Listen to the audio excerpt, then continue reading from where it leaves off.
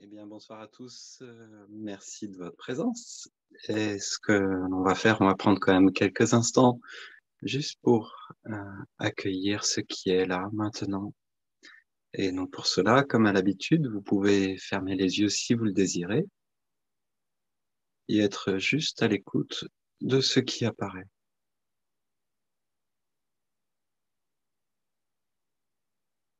À l'écoute de l'écoute.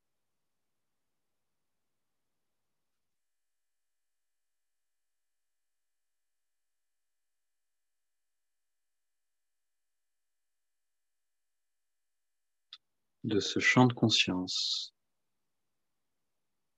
qui accueille tout ce qui se manifeste.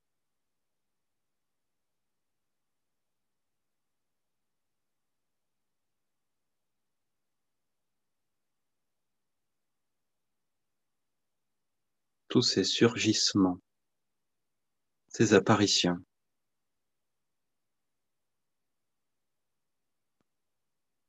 Tout ce qui est là sans aucun effort.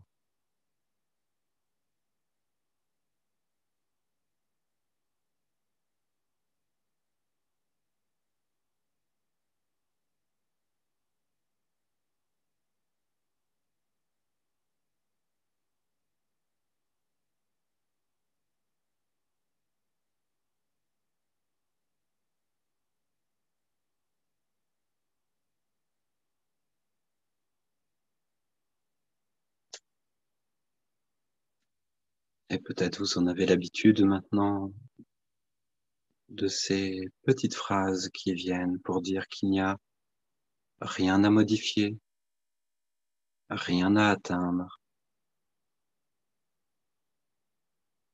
et donc rien qui ne puisse être raté, manqué.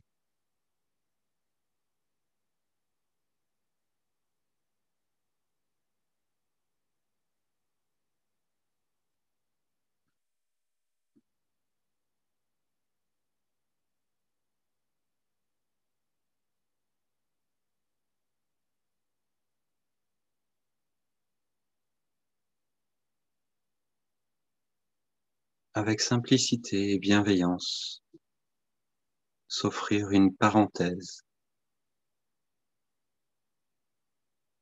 d'amitié pour soi-même, pour ce qui est,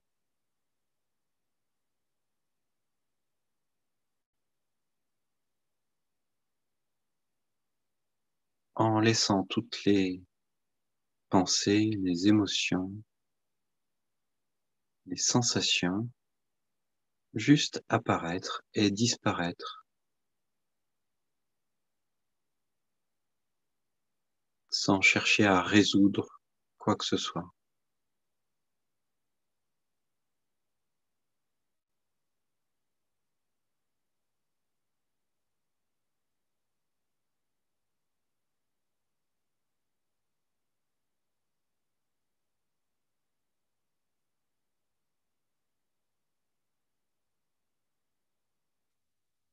La légèreté d'une plume qui se pose sur l'eau.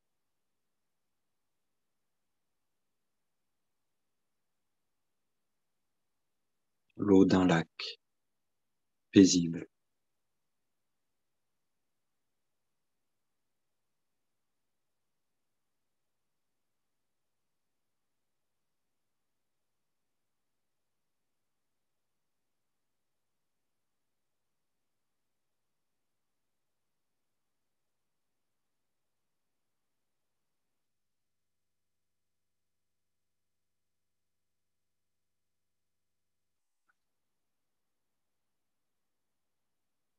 S'il y a des pensées, des émotions, des sensations qui troublent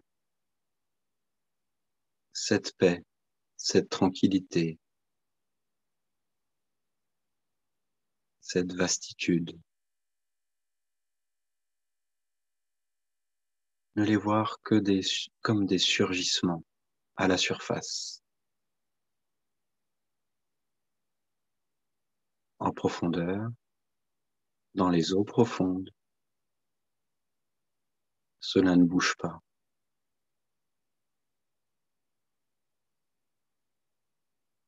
Ce n'est pas atteint par l'éventuel tumulte à la surface.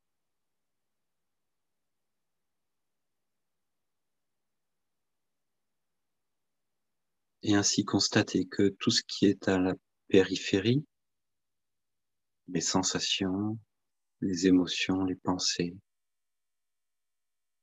sont des apparitions décodées par le cerveau, par le mental. D'une certaine manière, tout est mental. Toutes ces sensations, apparitions, sont du domaine du mental, des images.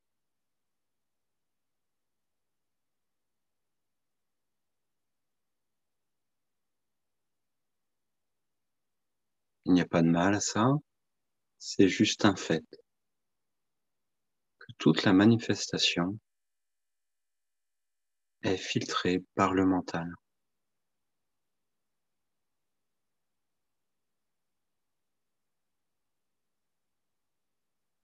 Et cela est vu.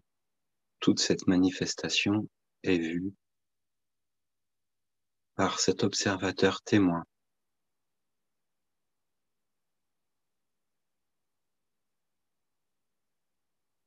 qui n'est pas impliqué dans la manifestation, qui laisse tout surgir, toutes les couleurs, cette multitude de possibilités.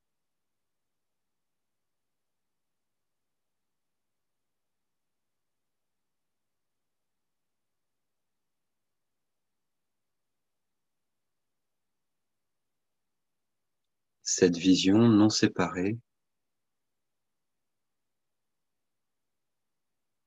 qui accueille tout de manière inconditionnelle,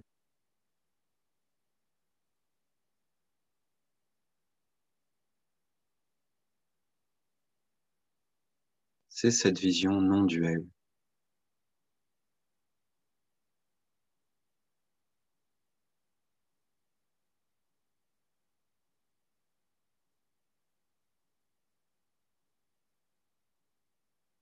Il n'y a pas besoin d'atteindre cette vision, de la rechercher.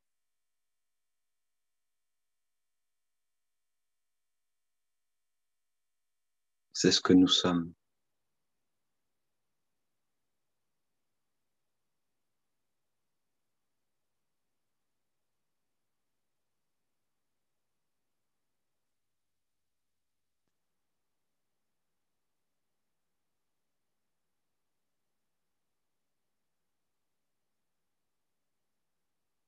Ce regard ouvert sur le monde, l'univers, la manifestation tout entière.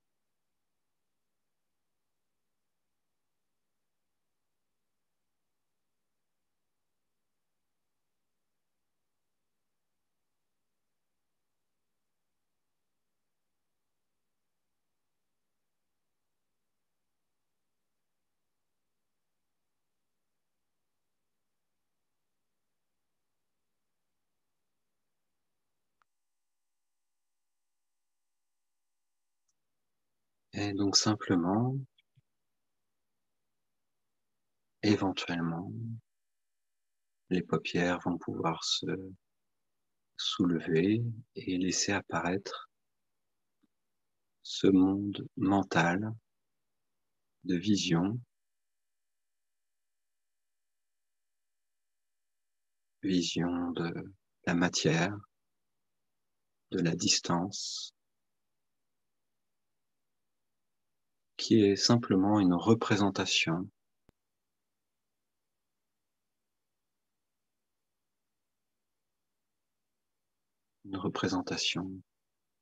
du mental.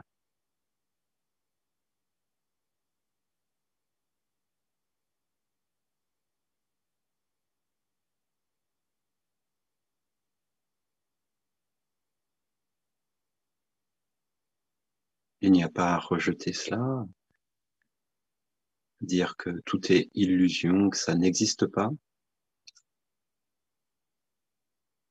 Ces mots-là sont eux-mêmes dans la manifestation, sont eux-mêmes accueillis.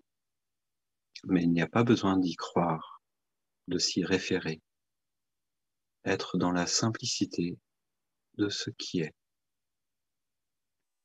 Et donc, si vous voyez apparaître des questions, des formulations, des témoignages, n'hésitez pas à partager. Et s'il n'y en a pas, si c'est juste le silence pour vous, eh bien, c'est ainsi. Il n'y a aucun souci avec ça.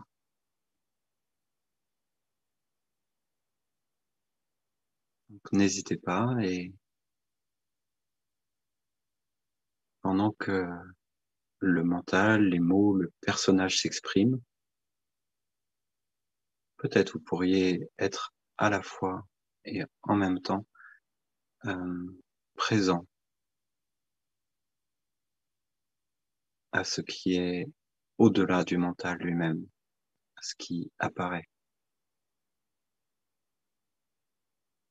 ce qui est au-delà de ce qui apparaît, pardon. Voilà, je vous laisse la place si vous le désirez.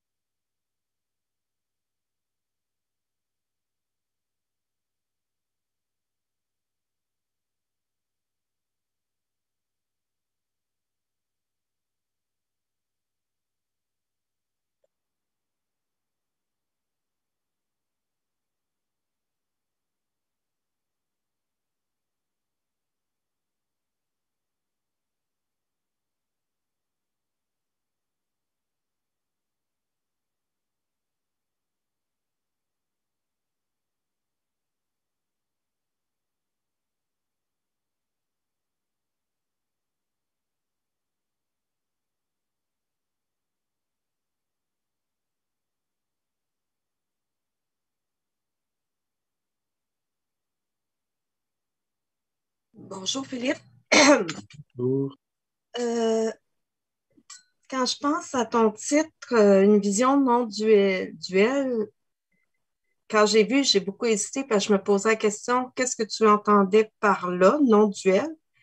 Après réflexion, je me suis dit, est-ce que c'est la vision qu'on a entre la réalité, ce qu'on voit, et les images du mental qu'on se fait, qu'on nous apprend, qu'on nous... Exemple, un crayon, c'est un crayon, mais peut-être que le crayon n'est pas réellement un crayon. Bon. Là, je commençais à trouver que c'était un peu philosophique, mon affaire, là, que je dis, je vais lui demander sa vision des choses. Qu'est-ce qu'il entend par vision non duelle? J'ai de la misère à visualiser. Pour moi, l'image que j'ai en tête, c'est une image, oui, ça vient du mental, mais si je regarde un arbre, l'arbre, il est là aussi, là. Je ne peux pas passer au travers, là, il est là, là. Je dis, c'est pas ça.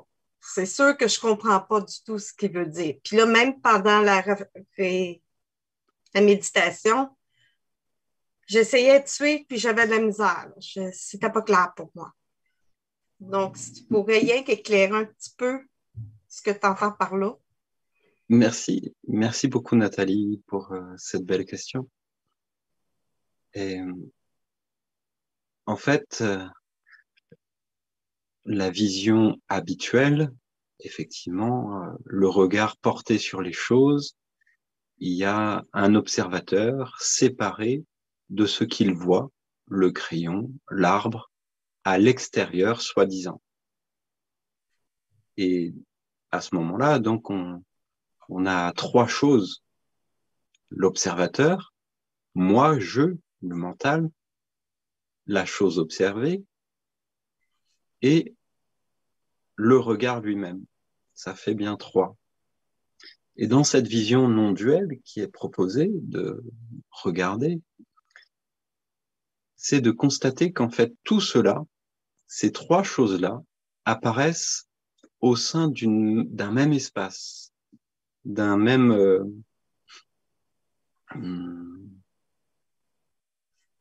comment dire,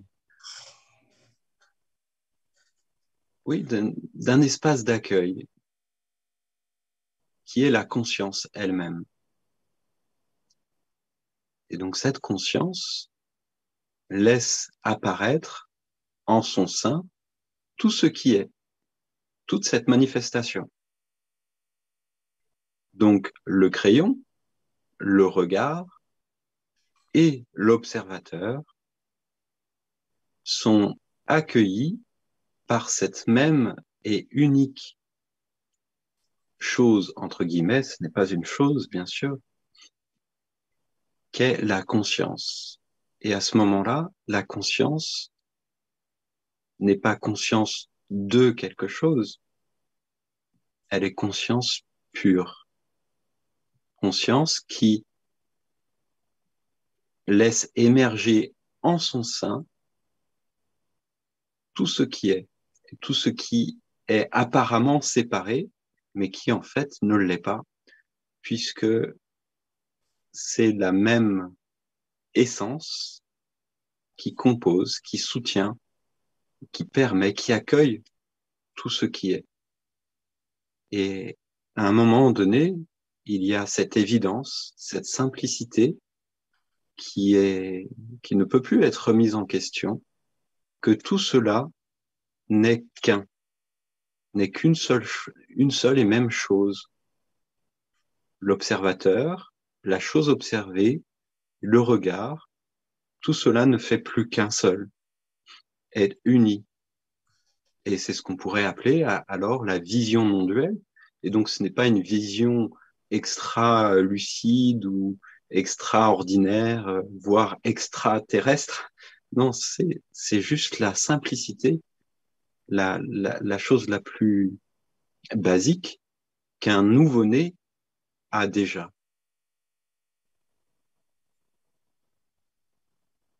Le nouveau-né est déjà dans cette perception non duelle qui est la simplicité même d'être un avec tout ce qui est, tout ce qui apparaît. Il n'en a pas conscience, certes, mais il est dans cette vision.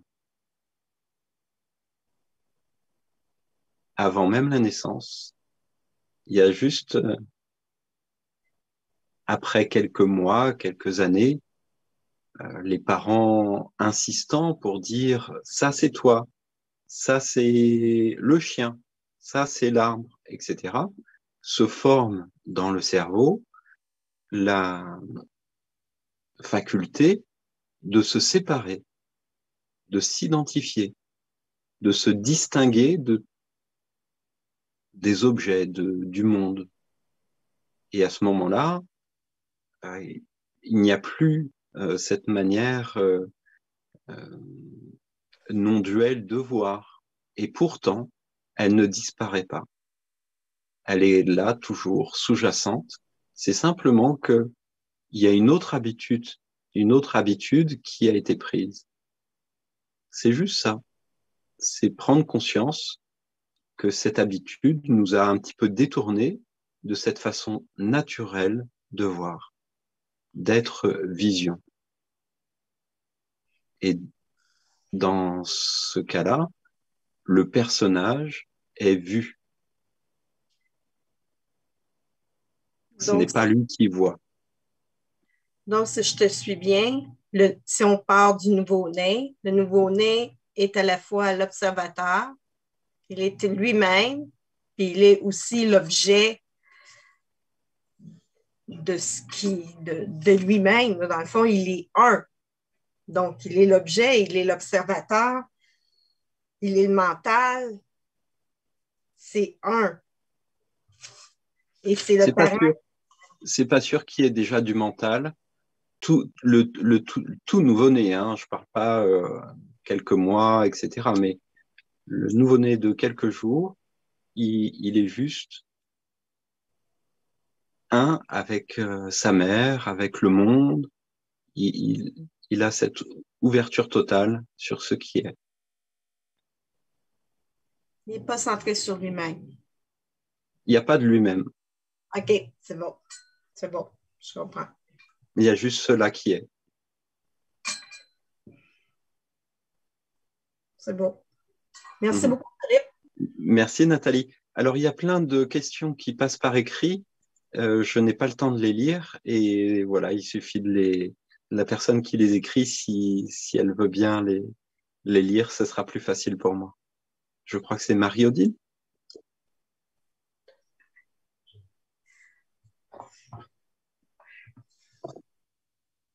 Si Marie-Odile ne veut pas les poser par oral ou ne le peut pas s'il n'y a pas de micro, je veux bien que quelqu'un les lise si c'est possible. Je vais vous les lire si vous voulez. Je peux vous les lire, Janine? Vous m'entendez? Vous m'entendez? Oui, oui, Janine, merci. Marie-Odile, nous pourrions dire que tout ce qui est, tout ce qui existe, ne sont que plusieurs manifestations d'une seule et même énergie.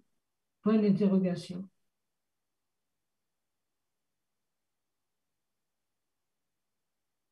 Oui, tout ce qui est, c'est la manifestation de cette énergie. Maintenant, même l'énergie en elle-même, qu'est-ce que c'est? Est-ce que c'est pas une manifestation? Est-ce que c'est pas comme la lumière, comme l'amour, la conscience pure? C'est aussi peut-être déjà du manifester.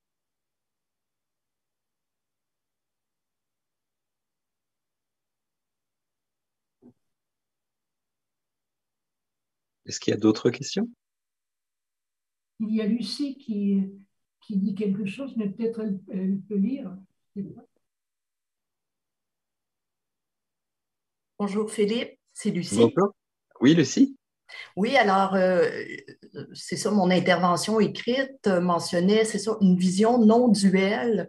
Est-ce qu'elle implique l'union corps-mental-âme ou conscience pure, qui a alors aucune séparation, mais unité, qui n'a rien à rejeter, ni le corps, ni le mental, mais que tous les trois, en quelque sorte, font un? Merci pour la question. En fait, ça va beaucoup plus loin que tout ça. Parce que le corps, ce n'est juste qu'une représentation. Le mental, le corps, n'ont pas forcément besoin d'être unifiés. Ils apparaissent et ils sont déjà un dans ce que nous sommes. C'est-à-dire que le corps, l'âme, l'esprit, le mental, tout cela apparaît dans ce que nous sommes. Et ils sont déjà un, non pas parce qu'ils ont besoin de se réunir ou de se retrouver, ils sont déjà un parce qu'ils apparaissent au sein de ce qui est un, au sein de cette unité, conscience pure que nous sommes déjà, que nous avons toujours été. Et le corps, l'âme, l'esprit n'apparaissent qu'au sein de cette conscience. Et donc, il n'y a pas besoin de réaligner quoi que ce soit pour déjà être dans l'unité. Maintenant, les exercices de méditation, de visualisation, de concentration, tous les exercices spirituels ne sont pas à jeter à la poubelle. C'est juste, ils vont donner des expériences au personnage qui, voilà, va ressentir peut-être de l'amour, de l'expansion, de la vastitude, de l'énergie, mais ce sera toujours au sein de cela que nous sommes déjà, c'est-à-dire cette conscience. Et la conscience elle-même étant une manifestation au sein du non, enfin, au sein, ce ne veut plus rien dire d'ailleurs, mais par rapport au non manifesté.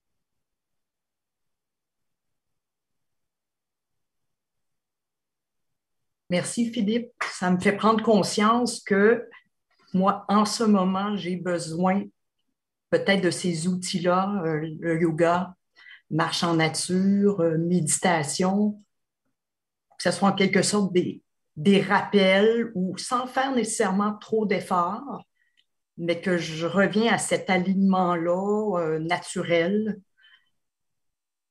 Et donc, c'est ça. Les outils me sont assez souvent nécessaires pour être tout simplement dans cet état de présence ou de conscience pure. Alors, il faut pas confondre cet état de présence avec la conscience pure, parce que ces outils sont nécessaires pour se rappeler la présence, pour, on va dire, être recentré, réaligné. Mais ce que nous sommes, au-delà du personnage, au-delà du corps, du mental et même de l'esprit, est déjà unifié, est déjà présent, est déjà conscience. Il n'y a pas besoin d'exercice pour l'être. C'est juste le personnage qui éventuellement a besoin de certains exercices pour finalement se retrouver dans un état. Mais ce que nous sommes transcende tous les états. Il transcende l'état même de présence, d'être-té, d'absence, d'identification. Ce que nous sommes, la conscience pure,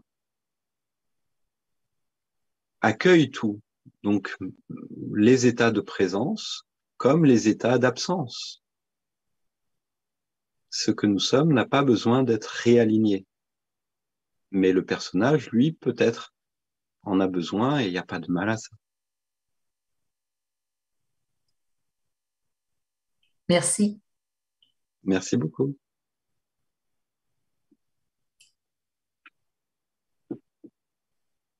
Bonjour Philippe, j'ai une question. Oui, bonjour. Bonjour. En fait, cette conscience pure, l'état de présence qu'on expérimente, l'état de conscience pure, si elle est tout, ben, elle est lumière, mais elle est tout, elle est à la fois la lumière, l'ombre, ou est-ce qu'elle est que lumière, puis c'est le mental, le personnage qui se crée l'histoire que l'ombre existe? Qu'est-ce que c'est l'ombre pour vous? Ben, tu sais, ben, comme exemple, euh, la paix versus la guerre. La guerre serait plus la densité. En fait, l'ombre, ça serait plus ce qui est moins agréable comme expérience humaine, ce qui est D'accord. plus douloureux. Mais est-ce que cela existe, ce qui est douloureux, ce qui est sombre?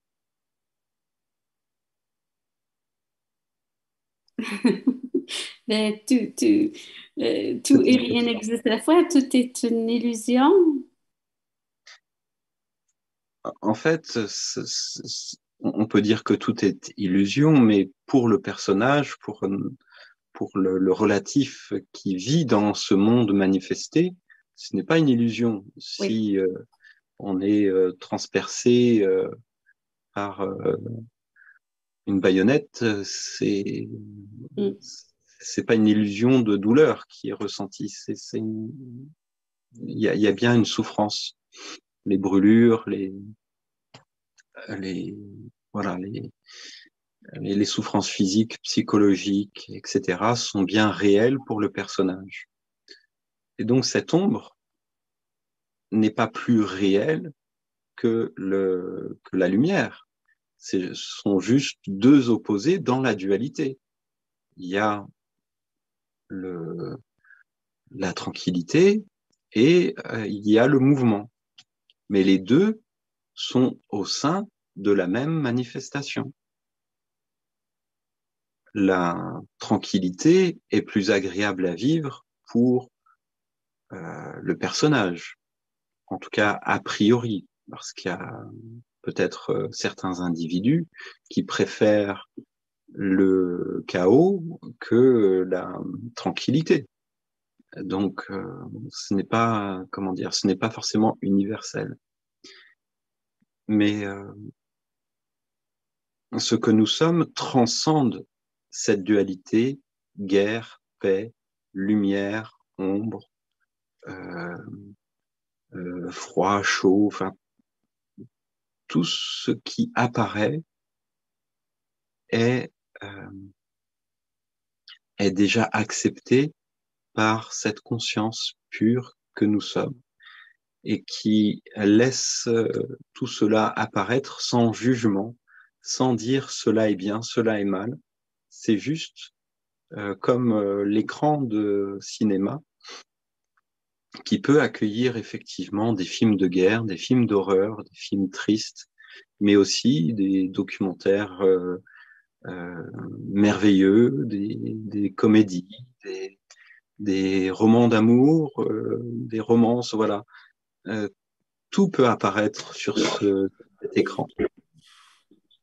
Mais l'écran n'est pas modifié pour cela. L'écran ne choisit pas ou ne dit pas ça c'est bien, ce n'est pas bien. Il accueille tout de la même manière. Et donc, ce que nous sommes, cet écran de conscience, cet arrière-plan tout accueillant, ne cherche pas plus la lumière ou l'ombre, il accueille les deux en son sein. Et je sais que pour le personnage, c'est inexplicable, c'est incompréhensible et c'est souffrant pour le personnage. Mais simplement d'être à l'écoute de cette unité que nous sommes déjà au-delà de toutes les différences, au-delà de tous les attributs, au-delà donc de tous les états. Merci. Merci.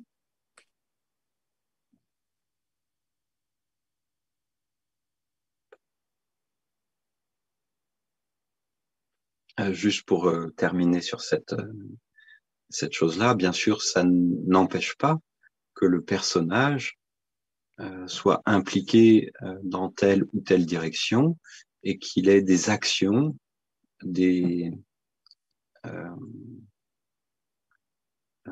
qu'il emprunte des directions, un chemin qui lui semble juste et de contribuer à faire advenir ce qui lui semble juste en tant que relatif personnage qui a l'impression d'avoir le choix dans cette manifestation. Mais voilà, il n'y a aucune obligation de rester neutre, en dehors de tout, et comme dans beaucoup de milieux spirituels où il faut être policé, ne pas donner son opinion, ne pas avoir d'opinion, ne pas choisir quoi que ce soit. D'une certaine manière, c'est déjà un choix, c'est déjà une action, et c'est une manière de se retirer et de fuir la réalité du personnage dans l'instant. Ça ne veut pas dire que ce que nous sommes au-delà et transcendant ne peut pas tout accueillir sans jugement. Mais pour le personnage, ce n'est pas la peine de faire semblant que rien ne l'atteint. Parce que, voilà, il suffit de laisser ce personnage sans nourriture, sans eau, sans sommeil pendant plusieurs journées ou semaines pour les plus résistants, et on voit bien qu'il y a quelque chose qui atteint le personnage. Donc, ne pas faire semblant d'être du point de vue du personnage, du mental, de l'ego, d'être illimité et invincible, et qu'il n'y a pas besoin d'avoir ni opinion, ni préférence. Voilà, ce ne sont juste là que des croyances, des idéaux qui apparaissent, on a le droit de les laisser apparaître, mais dans les faits, il suffit de voir quand quelqu'un souffre réellement, ce que tous ces mots-là ne veulent plus rien dire à ce moment-là.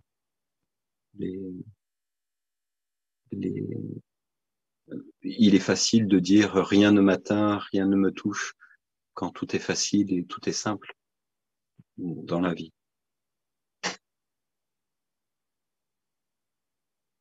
Par contre, effectivement, ce que nous sommes en tant que conscience n'est atteint par rien de tout cela.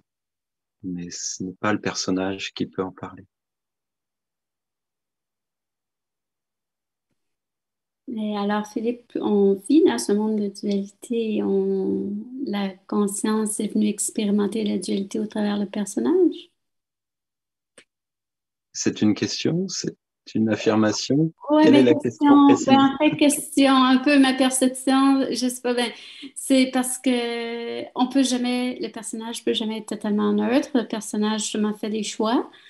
Euh, mais la conscience est venue expérimenter au travers la dualité du personnage. Ben, on peut tout dire. C'est le fait de dire que la conscience vient expérimenter, c'est lui attribuer une volonté. C'est que le mental qui voit ça comme ça. Oui, c'est ouf, c'est intéressant. Oui. D'accord. Merci. Est-ce qu'il y a d'autres questions? Oui, Thierry. Oui, bonjour Thierry. Oui, bonjour. Vous dites en fait que être simplement à l'écoute. Donc, lorsque vous dites être simplement à l'écoute, cela suggère que si on est simplement à l'écoute, il va en découler quelque chose. Donc, qu'est-ce qu'il en découle? Merci pour cette belle question Thierry. À l'écoute de l'écoute même. Est-ce qu'il va en découler quelque chose pour le personnage? Ça peut avoir une incidence, peut-être de comprendre que tout ce qui apparaît n'est pas en son pouvoir, qu'il n'y a aucune volonté, aucun effort à faire pour que cela surgisse. Donc le résultat collatéral, c'est qu'il va y avoir peut-être une détente naturelle, puisqu'il n'y aura plus l'impression d'être l'auteur de tout ce qui apparaît. Mais par contre, pour ce que nous sommes déjà, ce qui est au-delà du personnage, il n'y a aucun résultat, il n'y a rien qui, qui se modifie. Oui. Rien n'est modifié sur le plan de ce que nous sommes déjà dans l'absolu. Parce que ça n'a pas besoin de notre écoute. Ça n'a pas besoin de notre écoute en tant que personnage, en tant que mental, ego, chercheur. Oui. Oui, non, mais je saisis, oui. Puisqu'en fait, bon, le personnage est une illusion finalement. En fait, le gros problème, c'est cette identification finalement. On croit être un personnage, alors qu'en fait, il n'y a pas de personnage. Mais ce que je veux dire par là, c'est... Ouais. Juste pour ça, dire qu'il n'y a pas de personnage, ça peut être dit. Mais dans les faits, est-ce que il n'y a pas malgré tout un corps, une émotion et un mental qui se qui se manifeste, qui apparaît, qui a l'impression d'agir et de choisir, et tant que cela effectivement apparaît, il y a bien un personnage, c'est la définition du personnage. Maintenant, cela apparaît au sein de cette conscience qui, elle, n'a pas besoin d'être d'être modifiée ou d'être trouvée. Elle est déjà ce qu'elle est. D'accord. Mais le fait que vous puissiez, vous, en parler et parler de ce non-être, ça veut dire que finalement, c'est quelque chose que vous avez, entre guillemets, expérimenté. Autrement, vous ne pourriez pas en parler comme vous en parlez là. Donc, qu'est-ce qui fait que vous pouvez en parler, donc vous y avez accédé à ce non-être, et que nous, finalement, ben, même avec la méditation, comme tout ce que vous voulez, bon, ben, finalement, on n'y a pas accès. Merci à nouveau pour cette belle question, Thierry. C'est pas le personnage qui peut en parler, qui peut en témoigner, faire l'expérience de choses extraordinaires, mystiques, de l'amour inconditionnel, de l'ouverture du cœur. Tout ça, le personnage peut l'expérimenter et donc en parler, en témoigner, mais ce n'est pas la réalité de ce que l'on est. Toutes ces expériences sont aussi dans le monde manifesté. Donc tout ce qui apparaît, c'est du manifesté. Le non-être, le non manifesté par définition, n'est donc pas accessible pour le personnage. Et donc ce n'est pas le personnage qui peut en parler.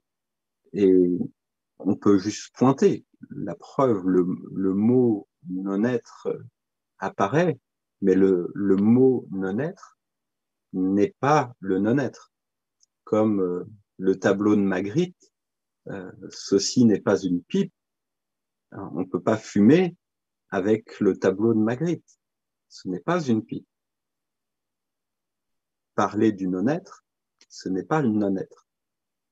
Donc, simplement, c'est pointer vers, c'est donner une indication. Mais ce n'est pas le personnage qui vit une expérience du non manifesté, de l'absolu ou Oui. de tout cela. En fait, c'est juste pour terminer, c'est cette expérience, même si elle pouvait être faite, elle ne reste que dans le manifesté. Ce que nous sommes est au-delà de cette distinction manifesté, non manifesté. Et c'est cela, c'est cette intuition qui dépasse le mental, qui permet non pas de l'expérimenter, non pas de le savoir, mais simplement d'en avoir l'intuition évidente, comme on a l'intuition évidente d'être, je suis, plutôt que ne pas être. Il y a bien quelque chose quand on pose la question, est-ce que tu es? Si on pose la question, c'est oui, il y a cette évidence claire et nette. Et bien de la même façon, pour ce qui transcende le personnage, le manifesté et le non manifesté, ce qui transcende l'être et le non-être, parce que paradoxalement, c'est ce que nous sommes déjà, alors ce n'est pas une expérience, c'est juste une évidence.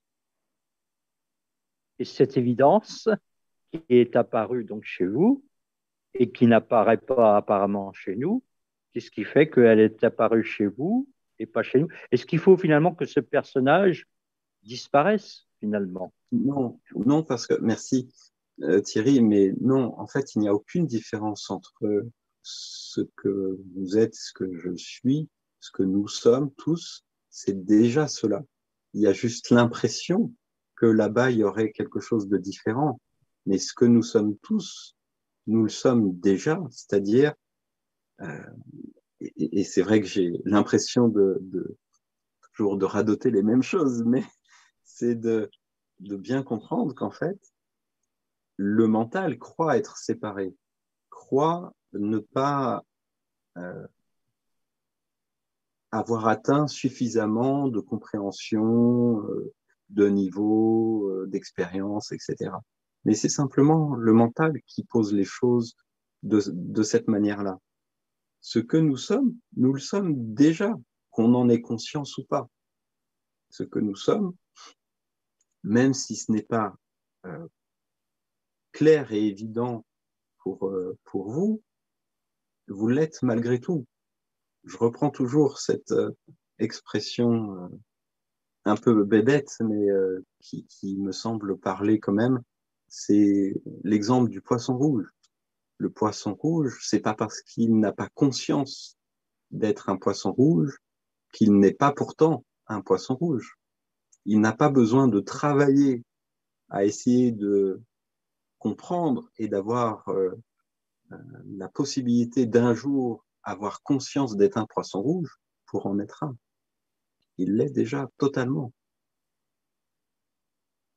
La comparaison a bien sûr ses limites, hein, c'est juste pour essayer de faire entendre que ce que nous sommes, nous le sommes déjà. Qu'on en ait conscience ou pas, cette simple évidence, elle apparaît, mais elle ne change rien. Elle apparaît ou pas, mais elle ne change rien fondamentalement. Et quand vous dites en début bon, de réunion, prenez conscience de ce qui apparaît en vous, etc. Bon, tout ça, bon, c'est bien finalement pour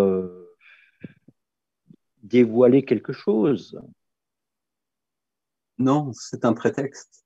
Merci Thierry pour cette sincérité de cette recherche, mais même cela est un prétexte.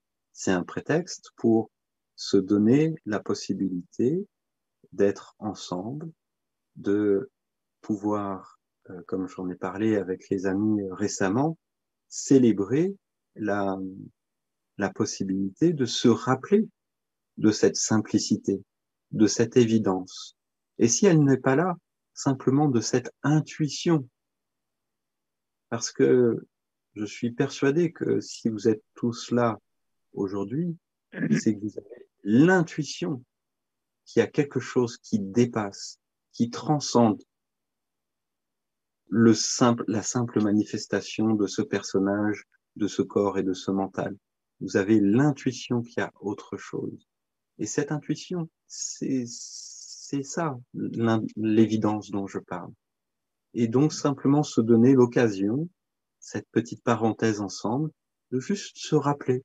Et donc il n'y a pas de direction, il n'y a pas de euh, comment dire, de but à atteindre, et ce n'est pas un exercice pour aller dans telle ou telle direction. C'est juste un prétexte pour se retrouver et se redonner la joie de se rappeler de cette intuition. Merci. Merci Thierry.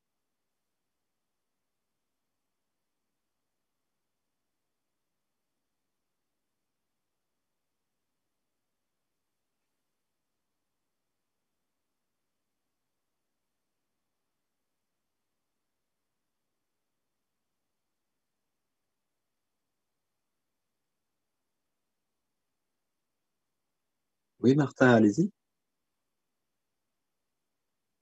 Ah, je ne vous entends pas. Je suis désolé. Vous avez le micro ouvert pourtant, mais est-il branché? Je ne sais pas.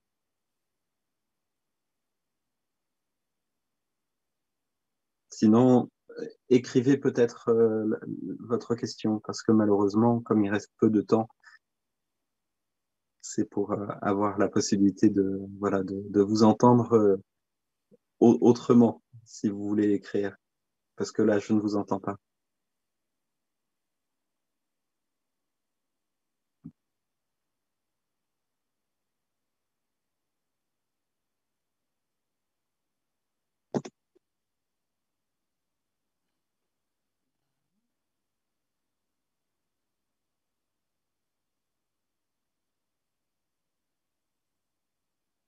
éventuellement, est-ce qu'il y a une autre question?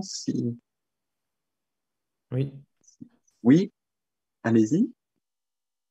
bonsoir, c'est Johan. Bonsoir, Johan. Alors qu'est-ce que je voulais signaler? Là, ce soir, on m'a pas mal parlé l'exemple du poisson rouge. Parce que du coup,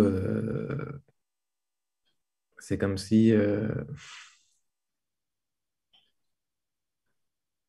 j'avais accepté qu'en fait, que je sache ou pas ce que je suis, en fait, ça change absolument rien à ce que je suis. Voilà, je voulais juste partager ça. Merci, Johan. Mais peut-être tu vas voir que ça aussi, c'est impermanent.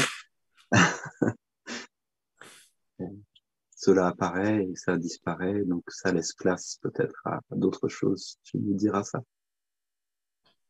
Merci.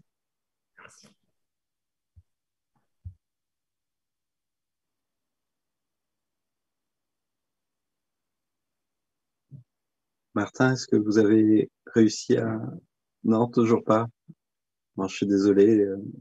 N'hésitez pas la prochaine fois à soit écrire votre question, soit régler ce petit problème de micro en faisant un test.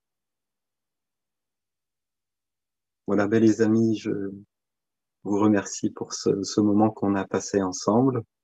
Et il y a une grande joie, voilà, comme je le disais tout à l'heure, à pouvoir être dans cette simplicité, sans but à atteindre, sans chercher quoi que ce soit, mais juste avoir cette possibilité de renouveler cet appel que l'intuition nous fait, cette intuition d'être au-delà d'être autre chose, entre guillemets, que ce personnage qui est dans un monde compliqué et souffrant. Voilà, donc simplement d'avoir la possibilité d'échanger à propos de cela, ça m'éveille beaucoup de joie et finalement d'amour. Donc merci pour votre présence et si c'est toujours d'accord, on peut se retrouver une prochaine fois. Merci à Jean de Vox Populi de nous accueillir. Donc, je vais envoyer le replay à tout le monde et puis on va se revoir vendredi prochain à la même heure. Très bien. Merci beaucoup, Jean. Merci Excellent. à tous. Prenez soin de vous. Bonne soirée. Bon après-midi. Bonsoir. Merci.